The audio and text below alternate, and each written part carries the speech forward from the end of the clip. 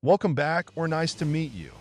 Today, I'm bringing you OutWorld, a fan-made creation for HeroQuest by Nora90, completely made in Italy. If you're already part of the HeroQuest community or follow the Italian forums, chances are you've heard of it. I decided to purchase the physical version of this manual because, honestly, I still love the smell and feel of paper, and I've got plenty of room left in my big HeroQuest box. Plus, the layout and graphics are top-notch, and the artwork is stunning and full of imagination. Seeing it printed makes quite an impression. The Italian version of the OutWorld manual is available for free in PDF format from the Italian HeroQuest forum and the HeroQuest Italia Telegram channel. You'll also find files for the capital city map, ability cards, and random event cards for the GM on those platforms. There's a lot to talk about with OutWorld, so let me introduce it like this. Our heroes have just completed the mysterious castle quest. But what happens next? Sure, they get their rewards and a new message from Mentor, then move on to another quest. But what about everything that could happen in between? The return journey, for instance, or where the heroes go and what they do between quests. Well, one of the things OutWorld does is create a world around your adventures. Your heroes can return to the safe haven of the kingdom's capital, or maybe stop at a nearby village or hamlet. First, after a quest, the heroes might camp out in a clearing and recover one body point. We know from the quest's epilogue that Zargan isn't defeated. Far from it. So, it might not be a peaceful journey. Let's say we decide to head to a hamlet, which, according to OutWorld's travel tables, is closer than the capital, but better equipped than a village. The manual suggests calculating the journey time as 3 days, plus 1 day, for every white shield rolled on 3 combat dice that we roll and get 1 white shield, adding up to 4 days of travel that I sketch out a route to the hamlet spanning 4 days. For each day, we roll 2 6-sided dice, 1 for 10s, white die, and 1 for units, red die. This time we get 64. Referring to the manual's hazard table, we see what happens. Hazards are divided into a blue table and a red one. I go with blue and encounter a ghost. During the night, the heroes are awakened by the screams of a woman. Following the sound, they come face to face with the blood-covered specter of a woman. Each hero rolls a 6-sided die and consults the table. On a 1 or 2, they are frightened. On a 3 to 6, they remain calm and suffer no penalties to speed things up. I roll once for all the heroes, a red die. I get a 3, so no one is penalized. At the end of the day, the heroes roll the dice again, and if they roll double ones, they'll get lost, adding an extra day to their journey. Now, we roll for the second day.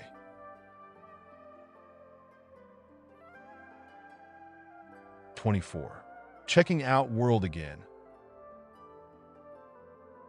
We discover the heroes come across a cave. Strange noises echo from within, hinting that it's not uninhabited. If the heroes decide to enter, they'll roll a 6-sided die and consult the table. If combat ensues, miniatures are placed in the central room of the game board that if they choose to move on, they'll roll 2 red dice to check if they've gotten lost, and the next day, they'll see what new challenges await. Once all travel days are complete, they'll finally reach their destination, whether it's a village, a hamlet, or the capital. But that's not the end. Far from it. It's just the beginning. OutWorld offers so much more. The manual acts as a compendium of official rules, some reworked, while also introducing fan-made rules, new gameplay mechanics, weapons, items, skills, and tons of summary tables and events. There's a lot here. It's more than an expansion for HeroQuest. It feels like an entire world wrapped around IT. IT reminds me of an old video game I used to love called Moonstone, where knights would roam a map completing quests before heading into a town to buy equipment, gamble at the tavern, or visit a mystic. This system also brings to mind a board game in my collection that I'm quite fond of, Runbound. Similarly, heroes roam a map, face enemies, complete quests, and then visit towns to heal or buy new weapons.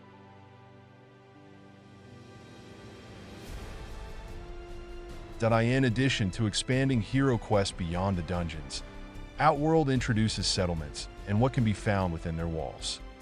As I mentioned earlier, you can choose to head to the capital, a hamlet, or a village. In a village, you'll find only the inn, which is always present in any settlement, and some commercial areas. Hamlets offer special locations determined by dice rolls. The capital, which takes longer to reach, has just about everything. The availability of weapons, potions, and items depends on your dice rolls. In the capital, you roll 3 dice. In a hamlet, 2, and in a village, just 1. Naturally, a village will have fewer goods in stock. Every time you enter one of these places, there's plenty to do. First, though, you'll need to see if your heroes are even welcome there. You can visit the inn for a drink, stock up at the armory, or check out the Blade Guild. You might explore the sanctuary, buy potions from the alchemist, visit Minter's High Tower, and much more. You could even try your hand in the city arena or test your luck at tavern games. At the end of the day, you'll check what happens in the settlement and pay for your stay. Be careful not to linger too long, though. After 10 days in one location, you'll roll for catastrophic events. 10 days might seem like a lot, but trust me, there's so much to do, you could easily lose track of time in the capital's bustling streets. The locations and activities for your heroes are incredibly detailed. I won't cover everything because there's so much, and some features deserve their own chapter. For example, the Alchemist offers potions ranging from official HeroQuest options to the Moon of Terror. You can even alchemically transform items into gold coins or buy agent kits for 400 gold. Heroes can visit the temple to donate 50 gold and see if the gods will favor them in their next quest. They can also buy holy water to combat the undead or resurrect a fallen companion for 800 gold. The Mages Guild offers special weapons for spellcasters, such as a wand that works somewhat like the witch's weapon. You can also purchase a scroll with any type of spell. This place isn't just for mages. Every hero can add a rune to their own armor or weapon. Runes can add 1 die to attack or defense, or ensure that a white shield or a skull always appears. This mechanic seems to make weapons overly powerful to me, but I have yet to test it. The Blade Guild lets you hire mercenaries, including ogres from the Horde. Meanwhile, taverns in all settlements offer various brews with unique effects and random events, like brawls, ambushes, or encounters with fortune tellers. Every tavern can have a game room in the back. No, not this one. Here, you can try your luck with dice, compete in arm wrestling, or test your skill at knife throwing. The game room in the capital, however, is a standalone building.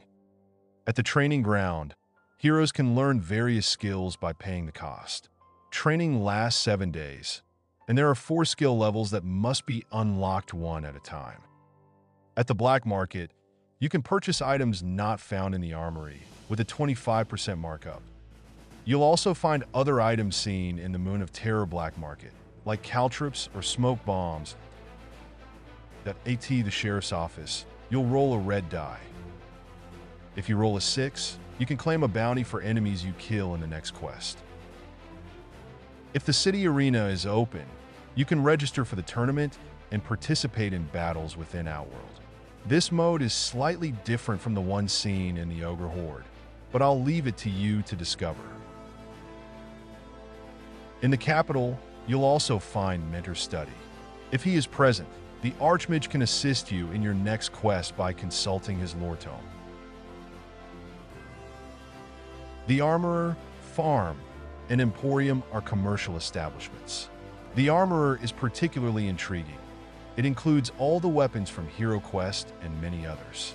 Remember that the stock associated with a weapon or item does not refer to the number of copies available. Instead, it indicates the minimum value required for that specific weapon or item to appear. By rolling dice, depending on the type of settlement, you can obtain different results. For example, it will be impossible to find a battle axe in a village, while it will be harder to come by in a town compared to the capital. One feature I like about this armory is that for each weapon, it lists its range and includes a diagram showing how it can be used. At the armorers, you can also sharpen your weapons to gain bonuses for the first uses in upcoming quests. I also appreciated the introduction of rules for ranged weapons. Using a quiver with a limited number of arrows and bolts to restrict the use of weapons like the crossbow seems like an excellent idea.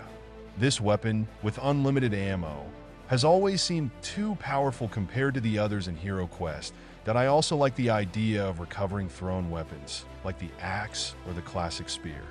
Perhaps I won't use some options, like the short sword that attacks diagonally, but the weapon list is incredibly rich and fascinating. At the farm, you can buy a horse or mule to shorten travel days, or a dog or wolf as a companion. At the emporium, you'll find useful items such as arrows, ropes, movement boots, and the tool bag. Additionally, there are supplements and descriptions of some rules, like those for companions and alchemy, but the rest you'll have to explore and study on your own. This work is vast and brimming with ideas. Unlike other fan-made expansions I've seen, it not only fits perfectly into the HeroQuest universe, but also creates a world around it. Perhaps the return journey after a 2-hour quest might feel tedious to players not accustomed to longer sessions. But this manual didn't just impress me. I think it's fantastic and has given me countless ideas to develop. For instance, you could start in the capital and then travel to custom-made quests, or go to the sheriff or mentor to take on personalized mini-missions specifically designed for you. Travel from the capital to the quest location, complete it, return, claim your reward, spend time in the city, and then set off again. What about you? What do you think of this OutWorld? Did you already know about it? Feel free to share your thoughts in the comments. Once again, congratulations to Norin90 for the incredible work, and I wish you a pleasant journey through the world of HeroQuest.